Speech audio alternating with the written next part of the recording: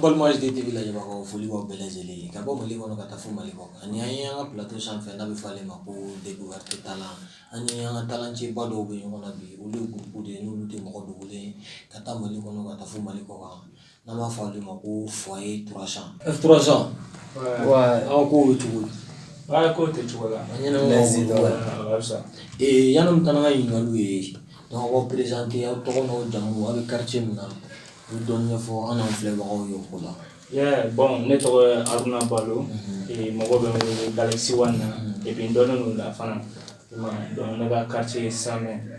na quartier Balo ouais au chad mais non Balo nous c'est nous donc là eh boro no na bon tiens fait kanuni ma barana kanuni et peran jalanya o de lando na la wa kanuni mais c'est là one fitting fine ali c'est là Astulin fitin dan mungana quoi. Bon kadon fana dan mungana. Isola. Bon kon flene. Darum na fi jorum na angoto ko felawa. Sago me nu shole ne motur nu me tegela ni doktor nu mi kulu ani ga verin. Yeah bon ete. Ango kun yela ma bolo wacha. Da yela ma bolo wacha. Imam famia nda rega. Ama suma nu non baraman glani dawan fende. Bon olu ma blau olu be ke no yusu nyene mo frère ni ga muso ga parama kan ka tro di ma problem fu itala ne ga chebe abu wish ouais amna to alega ko muso ga do amta alega matériel de life ouais faut ba fu itala OK on va chebe ouais moi je me nomme Astor Traoré communément appelé Astral Boss ma femme donc ne be Samé donc nere mianga yeah mianga wo be mianga shwale ne be feminu ne la ne yache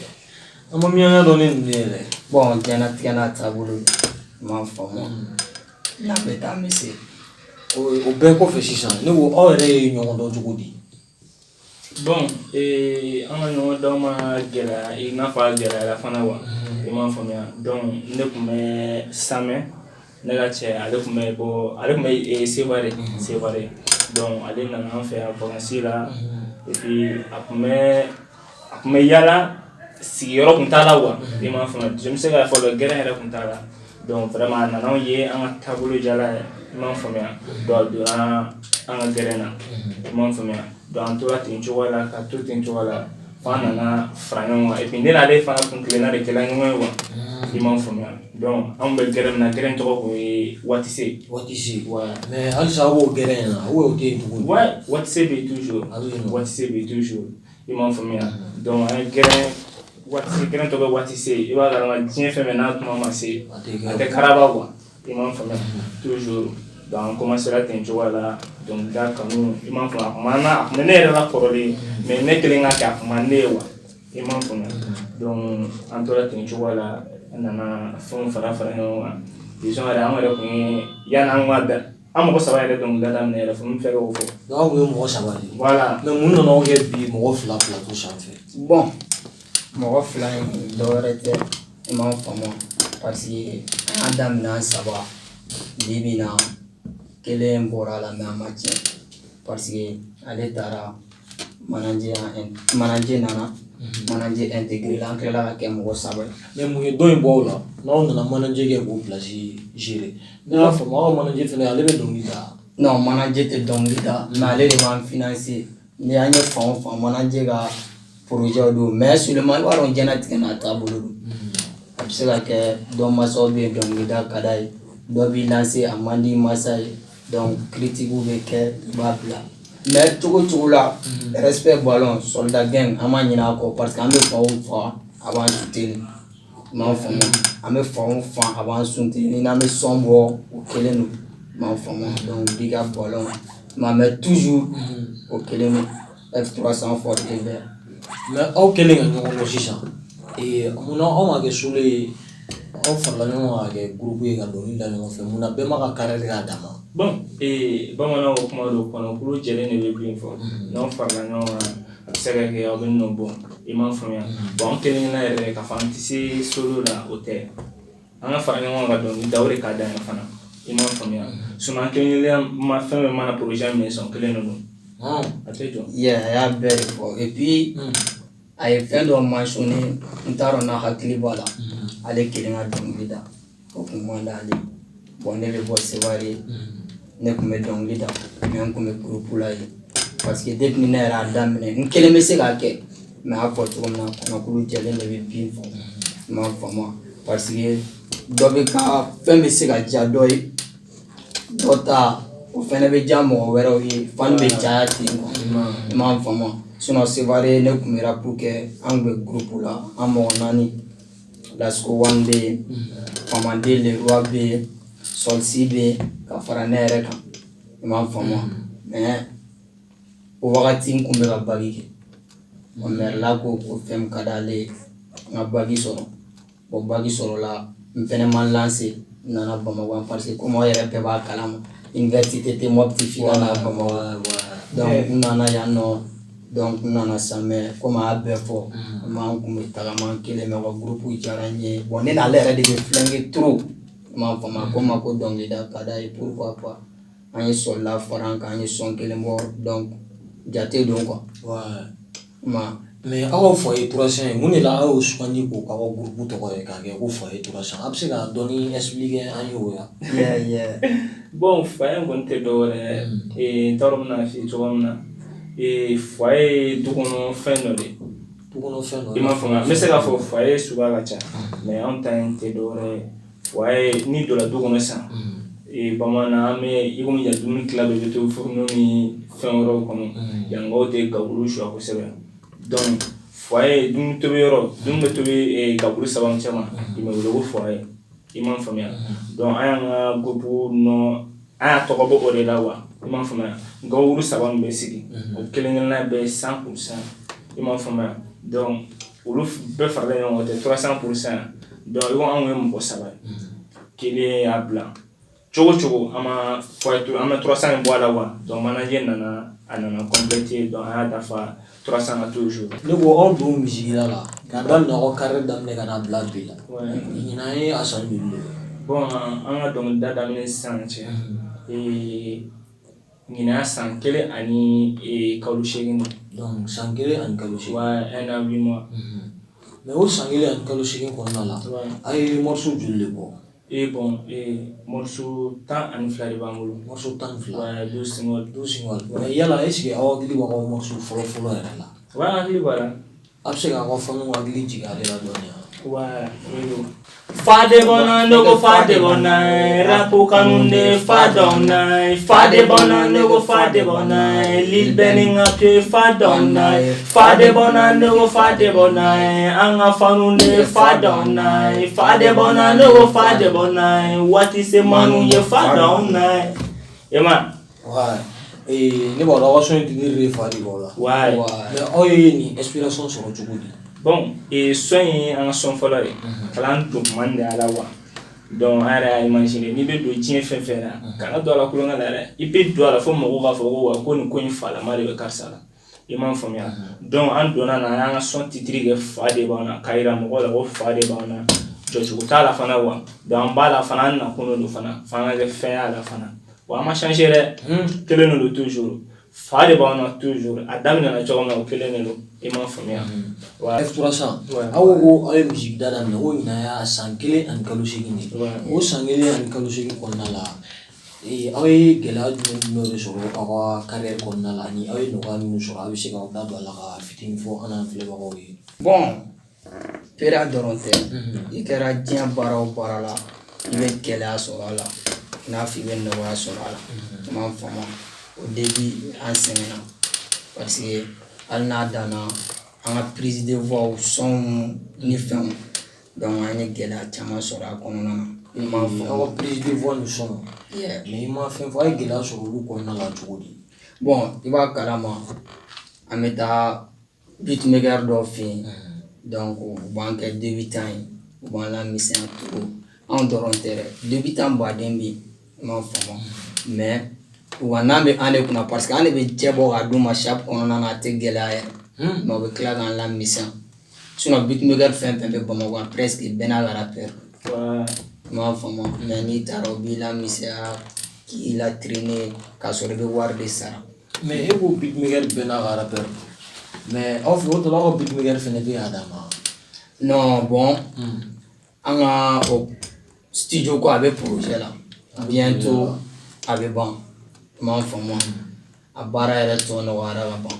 i m'a faamu parce que i bɛ don a la fɔn bɛ na dɔɔnin quoi i m'a faamu fɔn tɛ se ka girin ka na quoi mais tagalen ɲɛfɛ sira bɛ diya. Tu sais n tɔgɔ mina f'i cogo min na an bɛ baara la tu sais ani tɛ ka baara kɛ ni beatmaker kelen parce que i mana i ka base kɛ beatmaker kelen min o fana de bɛ tila ka ko dɔ kɛ ko min man ka kɛ quoi. Ko dɔ i n'a fɔ ko sugu. Voilà i komi Asara bɔra ka fɔ cogo min na tel que i ka taa beatmaker fɛ yen i n'a ka baaraw daminɛ a kun tɛ i latrɛnni min kɛ tagalen ɲɛfɛ e kɔni b'a dɔn o man ka bɔ a ko kɔnɔna na tugun déjà a ko daminɛna ni sɛbɛ ye force ye et puis fana a ko kan ka laban n'o sɛbɛn ko tɛ beatmaker baden de bɛ yen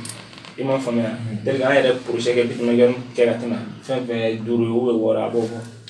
i m'a faamuya donc i bɛ t'i ka projet la i bɛ an ye exemple ta Lil Ben yɛrɛ la a ye sonden 5 de kɛ Lil Ben fɛ yen i m'a faamuya an bɔra yen an taara M3 fɛ yen tan ainsi de suite son labanw kɛra Dizain fɛ yen i m'a faamuya bon ninnu bɛɛ n'u jogo de don jogo kelen tɛ ninnu bɛɛ la i m'a faamuya bɛɛ n'i ka baara kɛcogo don wa bɛɛ n'i ka maliyɛn kɛcogo don i m'a faamuya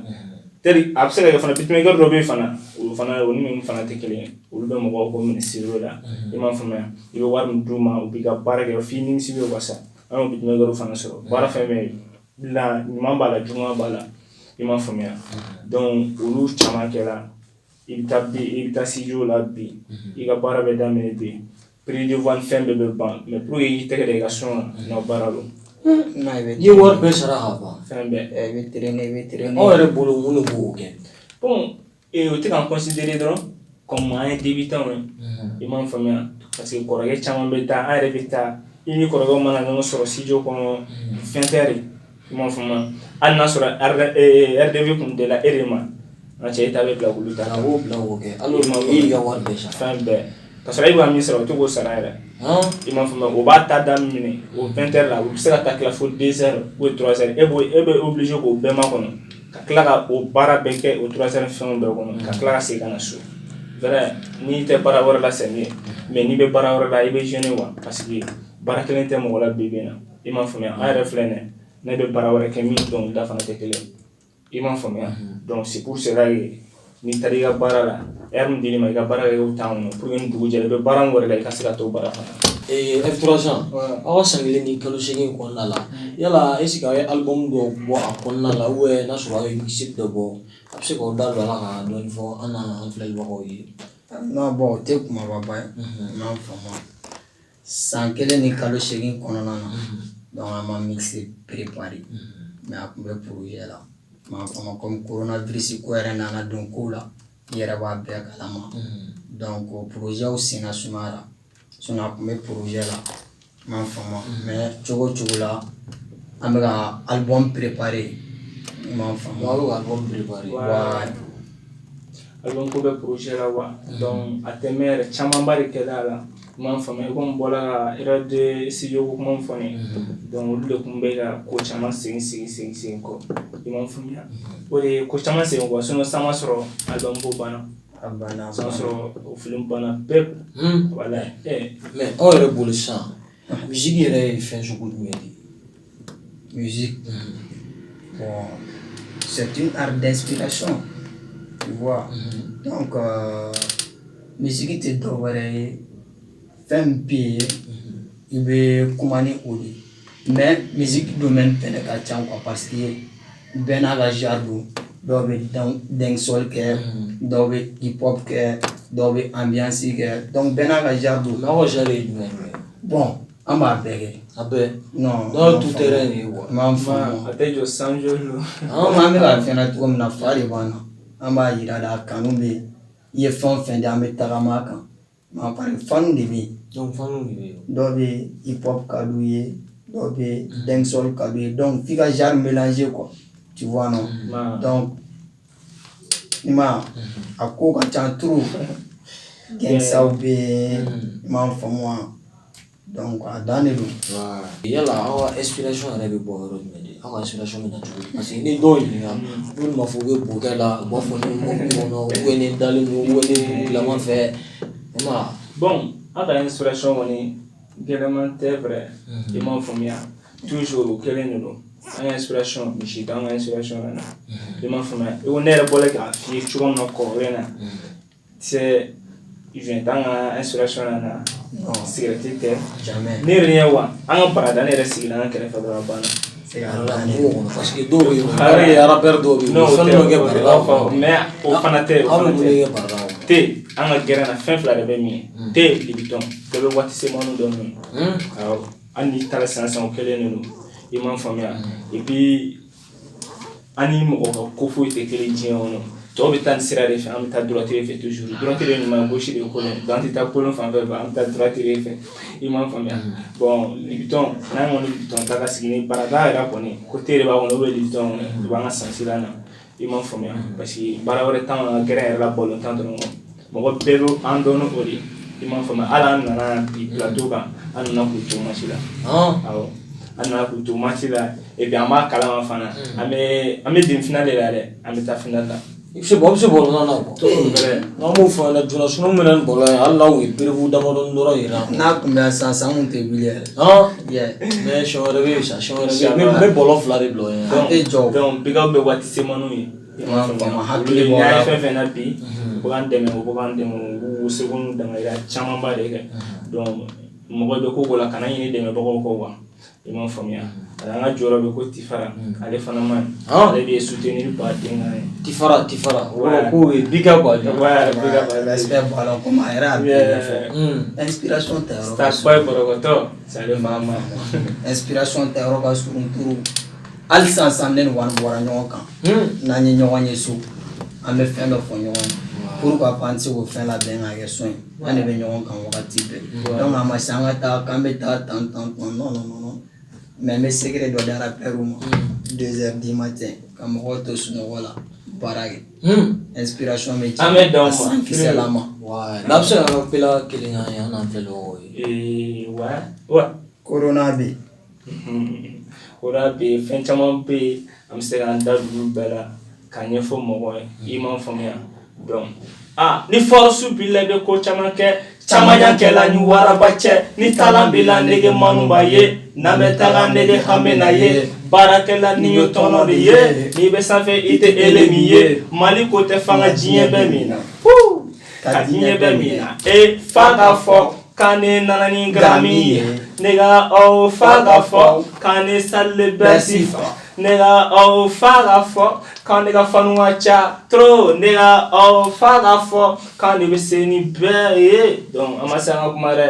Il faut être visionnaire pour être millionnaire. Malila, on est milliardaire. Bison fanga ke billionnaire. Buka chantoro manega, mais abebe classe réalisé. Para debeke ante classique. Anga nani garame malila. Mais si ça m'a déjà dit, femme m'a fait moro bafo. Ou ça rappelle des gens qui dans la muso de kama. Donc aw yɛrɛ bɛ se ka mun de sɔrɔ k'a fɔ ou n'a sɔrɔ aw yɛrɛ donna arabu la muso de kama wa aw donna la fɛn kama aw bɛ se ka dɔɔni fɔ an filɛbagaw ye an donna arabu la tu sais a diya y'an don a la an ka kɛ fɛn o fana y'an don a la tu sais an ta tɛ muso ko ye a bɛ se ka o bɛ wolo a kɔnɔna la mais o tɛ.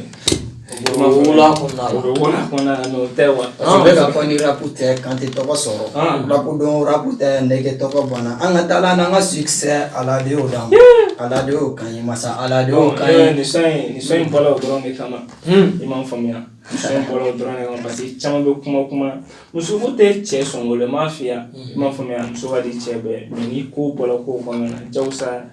olu bɛ kɛ wa i m'a faamuya sinon mɔgɔ est ce que mɔgɔ bɛ se ka don fɛn na muso kɔnɔ. A sira surunni yɛrɛ bɛɛ filɛ nin i tɛ se ka tɔgɔ yɛrɛ de sɔrɔ ko musow tɛ girin kan o tɛ se ka kɛ o bon cɛkari kɔnɔ fɛnɛ samɛ an ni yɔrɔji sigilen de don aw bɔlen don mɔgɔ dabaw fɛ dɛ non da tɛ kɛwale de bɛ baara kɛ n'i bɛ kuma n'a kɛwale t'i la fu don i m'a faamu da tɛ o da tɛ kɛwale de don i m'a faamuya an ka baara de y'an sawa plateau kan bi i m'a faamuya an ye baara kɛ o de y'an se plateau kan bi donc a ma se an ka kuma ni da kun est-ce que an bɛ se yan ni sigi an da bɛ se k'an labɔ k'an se yan an bɛ min fɔ an m'a faamuya ani an ka qualité o de y'an lase yan bi i m'a faamuya et puis Samɛ ka cɛ muso bɛɛ de sigilen bɛ ka émission in makɔnɔ i m'a faamuya wa o kelen don dɛ i m'a faamuya foli b'u bɛɛ lajɛlen i ma min b'a dɔn min t'an dɔn min b'a fɛ min t'an fɛ kelen de don. Donc an bɛ Samɛ ka bɛɛ lajɛlen fo nin wagati in na o bɛɛ tɛmɛnen kɔfɛ aw ni rappeur tɔw ka lien yɛrɛ bɛ cogo di? Komi ko gɛlɛn tɛ an bɛɛ bɛ domaine kelen de kɔnɔ anw fɛ yen mɔgɔ juguya t'an na an ni rappeur bɛɛ ka di ni mun y'a minɛ an n'i bɛ baara kɛ i m'a faamu sinon ani dɔw bɛ yen an bɛ contact échanger i m'a faamu mais cogo o cogo la i tɛ se ka bɛɛ dɔn i m'a faamu ni bɛrɛ ma taa i b'o kɛ fɛn t'an ni rappeur cɛ o an bɛ ka sommet de viser quoi. Donc classe tan ni mɔgɔ caman bɛɛ ka di Samɛ yɛrɛ n'a Samɛ rappeur bɛɛ ka di. Mais dɔw b'a fɔ ko rap kɔnɔna la ni classe tɛ yen nɔ k'a man di quoi mais mun de la aw tɛ ɲɔgɔn tan? Ɲɔgɔn t'o kɛ. Bon taniba in filɛ nin ye olu bɛ c'est dépassé. C'est avant. C'est dépassé quoi. Ouais, ayi non c'est pas au terme. C'est avant. O kun ye fɔlɔ ye wa. Mais mun yɔrɔ min na sisan? Bon sisan parce que fan caman b'a fɔ ko fɔlɔ de rap ka di parce que rappeur bɛ ɲɔgɔn tan o de ka d'olu ye. Mais sisan nɔ rappeur bɛ ɲɔgɔn nɛni ka hip hop civiliser la de i m'a faamuya puis a développer la fana waati min na clash ban fɛnw tun bɛ yen i m'a faamuya o waati rappeur kun man ca fana mais sisan rappeur ka ca bɛɛ de bɛ na n'i ka seli ye bon an bɛ na ni seli min ye clash t'a kɔnɔ ni yɛrɛ mɔgɔ juguya tɛ yen foyi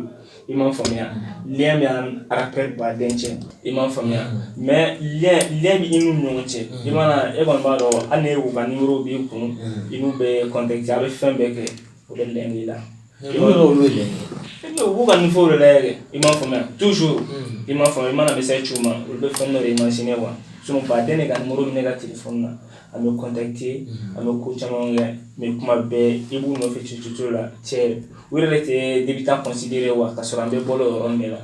i m'a faamuya bon o de bɛ k'an sɛgɛn yɛrɛ en un mot parce que a bɛ mɔgɔ la k'a fɔ i bɛ mɔgɔ la k'a fɔ yɛrɛ ko lien bɛ i ni rappeur bɛ ɲɔgɔn cɛ ka sɔrɔ a tɛ k'i considéré. Débutant bɛɛ de sɛgɛnnen bɛ yen niveau in na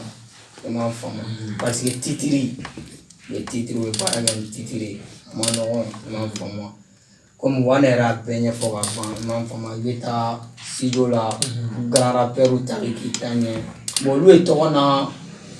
a cogoyaw ye quoi mais pourquoi pas aw bɛ ka débutant mun minimiser a fana tɛ se ka kɛ sira ye. Mais ne faamu na o n'aw fana kɛra don dɔ la garanw ye sisan n'aw taara e beatmaker fana ye denmisɛnninw ta bila ka aw ta kɛ aw ka réaction minɛ kɛ. Non sisan a b'an kunna de an bɛ bere la mɔgɔ tɛ sini n'o ma bi an ka jan sini olu fana ma n'a y'a faamu mais don dɔ la n'aw fana janyana sisan aw fana bɛ na ɲɔgɔn na aw dɔgɔninw na. Bon ko ye calcul ye wa ma da la i m'a faamuya parce que mɔgɔ tɛ ko dɔ ye wa la mɔgɔ hadamaden bɛ changer tuma bɛɛ i m'a faamuya mais an kɔni ka laɲini t'o ye an tɛ fɛ ala ko o bangaya la an tɛ fɛ an ka k'o ye fana i m'a faamuya toujours an bɛ minnu sancɛ an bɛ fɛɛrɛ de kɛ cogo sugu bɛɛ la pour an fana ka se ka olu labɔ an bɛ ɲɔgɔn labɔ de don i m'a faamuya diɲɛ sigila sababu de la wa a bɛ ban sababu de la fana i m'a faamuya wa ni dɔ yɛrɛ sababu fana t'an si tɛ yanfɛla in sɔrɔ est-ce que bɛ ka donc o n'a cogoyaw dɔrɔn de sinon foyi voilà. Bon an kɔni tiɲɛ yɛrɛ ka fɔ non an ka objectif to ye i m'a faamu sinon pour le moment denmisɛnnin caman bɛ yen u bɛ gɛrɛ an na i m'a faamu an b'u dɛmɛ an b'u corriger pourquoi pas an tɛ chance d'u ma an tɛ fɛ ka kɛ i n'a fɔ kɔrɔbalen parce que olu y'a faamu cogo min na an m'a faamu ten i m'a faamu sinon an ka denmisɛnninw bɛ yen voilà an faamu cogo tɛ kelen ye denmisɛnninw bɛ yen kuma dɔw bɛ gɛrɛ an na i m'a faamu mais cogo cogo la ni mɔgɔ bɛ gɛrɛ la sisan ne bɛ fɛn dɔ de yir'i la ka n'i mabɔ a la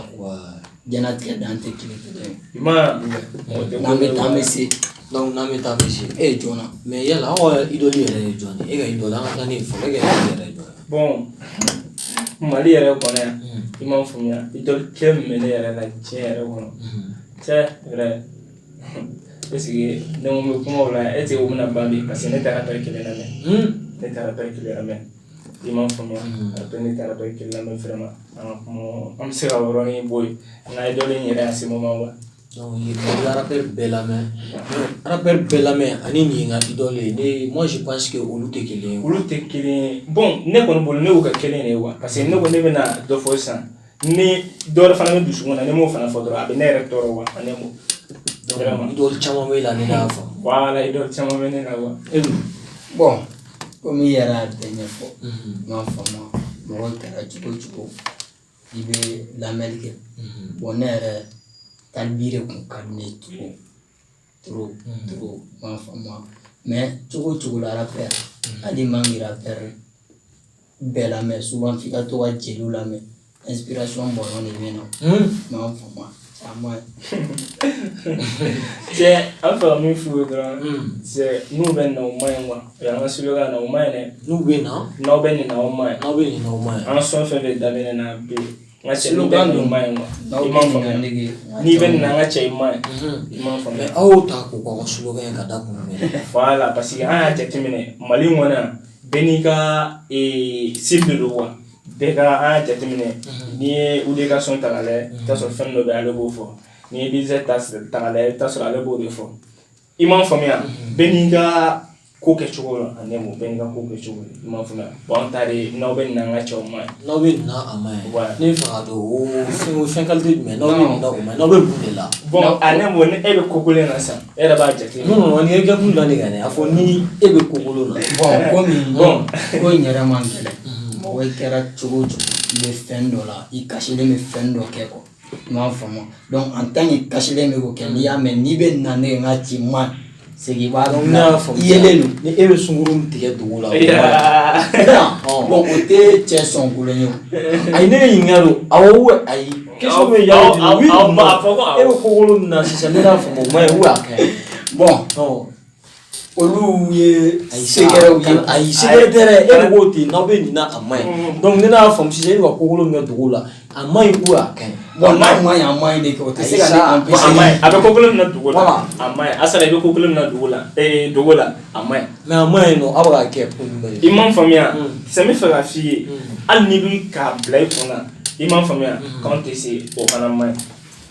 i bɛ ka juguya min fana kɛ nin o fana ma ɲi sisan i bɛ diɲɛ fɛn bɛɛ la ɲuman bɛ sigi n'adamadenya wa ka i ta bɛ kɛ kolon ye a donna ta a bɔra ta n'i bɛ diɲɛ fɛn fɛn na a taa ni seere o de ka ɲi wa. donc aw inspiré o de la ka na ni nin ye n'aw bɛ nin na a ma ɲi. voilà n'aw bɛ nin na a ko si yɛrɛ tulo bɛ na dɛ n'i bɛ ka nin de kɛ a ma ɲi a dabila. a ma ɲi faamu parce que jogo kolon de bɛ la. ma faamu e jogo kolon in mais e y'i jogo kolon ale ta tɛ faamu ale ta tɛ faamu aw e jogo bon ne yɛrɛ kɔni ne tu tɛ dɛ e tu tɛ dɛ dɔ e b'a bɛɛ kɛ. i m'a faamuya. an bɛ nin bɛɛ la o yala est-ce que aw furulen don wa. non bon vraiment non an ma furu i m'a faamuya. m'a dɔn den kelen b'aw bolo kɛrɛfɛ dɛ parce que pareil aw bɛ cɛkari min na olu jeunes ninnu filɛ nin ye u ye tasumaw ye dɛ. non bon mɔgɔ n'i sera i ka ko kɛcogo la dɔrɔn se k'a dan de sinon ne ni n ka ca an bɛ ɲɔgɔn kalama o ye fɛɛrɛ i m'a den kɔni t'an bolo. a ma furu den t'an bolo an ma woro bɔ mɔgɔ kama an ka juru sirilen tɛ mɔgɔ den sen na k'an bɛna min furu. pour le moment an jarabi rappeur dɔgɔ jarabi arabu. m'a faamu. cɛ n'i ye nin fɔ yan nɔ n'i ka denni ye nin mɛn yan fɛ a bɛ sɔn ka kɛ. a b'a bɛɛ an ɲɛ bɛ sommet dɔrɔn sanfɛla dɔrɔn f'an ka yɛlɛ. voilà ale yɛrɛ bɛ taa ne nɔfɛ prestation na se ka ka d'a ye a b'a kalama fɛn min ye ale ye secondaire ye pour le moment mais cogo o cogo la a bɛ gérer o. donc kelen ale i tulo b'a la a bɛ ka min fɔ yɔrɔ i tulo b'a la a bɛ ka min fɔ i tulo b'a la yɔrɔ donc an sera an ka émission kuncɛma yɔrɔ ma sisan. folikan laban m'aw bolo ka di aw ka fanu ma ni aw bɛ misiri laban da ye. voilà bon yanni an ka émission yɛrɛ kuncɛ an bɛ HD TV baarakɛla bɛɛ lajɛlen fo i m'a faamuya donc foli b'u bɛɛ lajɛlen i m'a faamuya an bɛ to émission kɔnɔ fana an bɛ dédicace kɛ an ka jɔ yɛrɛ ne jeli saoudien i m'a faamuya donc ale bɛ gilet de dilan ani muru pochette ani gants i m'a faamuya a bɛ n'i b'a ɲini dɔrɔn a bɛ école de police kɔnɔna na. an da mun a bɛ matériel de feere. i m'a faamuya matériel ni mago jɔra fɛn o fɛn. a sugu sugu wa non ne yɛrɛ mago b'a la. non ni mago b'a la dɔrɔn kelen don a kɔngɔ dɔrɔn ale ma ɲi dɛ ale ma ɲi ni jeli saoudien ale ma ɲi. bon i ma an ka faniw fɛnɛ an ma ɲinɛ olu kɔ i m'a faamuya donc n'i y'a mɛn rappeur faniw de bɛ soutenir sinon n'i panna ka taa wo mɔgɔ tɛ ka tɛgɛrɛ fɔ i yɛrɛ bɛ numéro bila donc an ka foli belebeleba bɛ faniw ye i kɛra Mali kɔnɔ i kɛra Mali kɔ kan wa i tora sanga big up. et puis kana ɲinɛ ne de an ye tutɛrɛw de i m'a fiyɛ bɔ ka ni kunkolo kɔfɛ yɔrɔ wɛrɛ tuguni dɛ i m'a faamuya i bɛ taa ne yɛrɛ ka salon na ne yɛrɛ kɔrɔkɛ ka salon na i m'a faamuya teriya coiffure samɛ n'i taara samɛ yɔrɔ tuguni tɛ an patron tɔgɔ Umaru i m'a faamuya donc cogo cogo la a ma ɲi n'a y'i kunkolo kɔfɛ kɔni donc kuma de banna ye Donc kelen n'ale kuma kɔfɛ bɔrɔn kuma kuma banna hali ni cɛ ma i cɛ bɛ yan o daw la wa i ma donc hali bi an bɛ foli bila ka taa fanw ye m'an faamu cogo o cogo la olu de bɛ k'an soutenir mais an ka big up belebeleba bɛ Samɛkaw ye côté m'an faamu a dannen don sisan bɛɛ bɛ ka foutaise kɛ ɲɔgɔn na min mana wuli ne valeur ka bon i ma o mana wuli k'i ye petit ye wariko ka ni fili basa faga ɲɔgɔn ma manimɔgɔ ka ni fili basa faga ɲɔgɔn ma autosɔbu ka ni fili basa faga ɲɔgɔn ma bebe n'an ka taa basa faga basa basa o basa basa basa kunfin basa basa basa o basa basa basa kunbile basa basa basa basa n'an ka taa basa faga basa basa n'an ka taa basa faga basa basa n'an ka taa basa faga an tilela bi bonya tɛ yen bilen tanti ni l'église tɛ se ka bonya bilen tanti bɛ ka den ka den filanw lajɔ l'église na den filanw bɛ ka kɔn jɔ u dɛsɛra u ka championnat na k'u bɛ na an ka championnat tan chance t'aw bolo non chance t'aw bolo kelen de don i m'a faamuya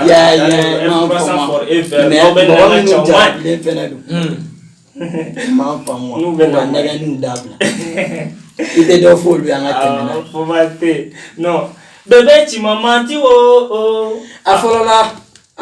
i fɔlɔla a fɔlɔla rendez-vous fɔlɔ ratera o a